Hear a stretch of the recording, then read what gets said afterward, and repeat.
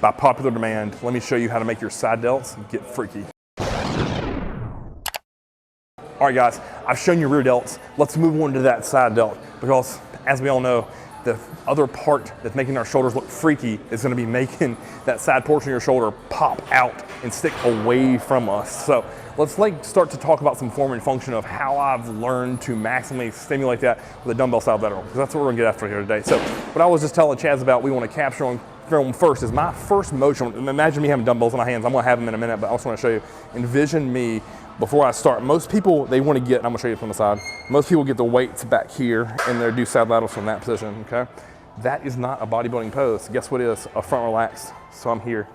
So when I'm showing you from the front, when I hit dumbbell side laterals, it's there.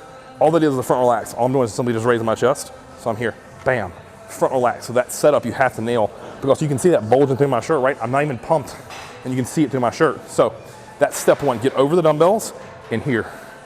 And I'm thinking about taking my elbows up, and then I'm taking my hands out.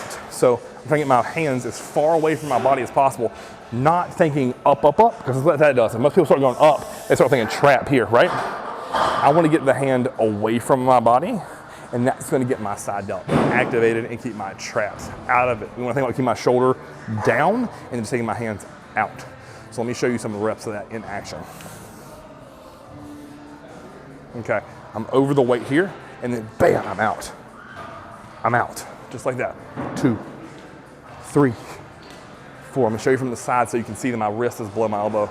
I'm here, bam, drop up with the elbow, up with the elbow, up with the elbow. Those are perfect form side laterals. You notice I have a little bit of sway going. They aren't textbook. If I'm textbook, I'm here. Guess what? That didn't work for me. That gets my traps in it. I get a little bit of motion with it. And here, open that shoulder, smash it. I'm telling you guys, not every little perfect form has to be the textbook. Perfect for me is what I just showed you. That's what you have to remember. Stimulate the side delt. We're gonna keep the elbow up, even with this delt here, and I'm gonna keep my wrist below it. So I'm here, I'm bang, right there. I'm not doing what most people do, here. I talked to the channel before. Watch what happens when I get here. What's the muscles on top? My front delt. Guess what's getting stimulated? My front delt. If I'm here, guess what's on top? My side. Now watch this. You wanna see rear delt? Bam, it's on top. That's all it is. I'm telling you, it's that freaking simple. Whatever muscle's on top is the muscle that's working. So if I'm here or here, you can see my front delt, right? Now watch this. Bam, I just turn it over and rotate. Now let me show you from the side. Here, rotate up, that's front delt. Side delt, rear delt, right? Have to get a little sciencey on you, right? So, biomechanics by a meathead. So, those are the two things I want to teach you from the side delts here today. Is front relaxed pose here. Bam, bang yourself lateral. Elbow, even with the shoulder at the top. Elbow above the wrist at all times. Always works. Bam.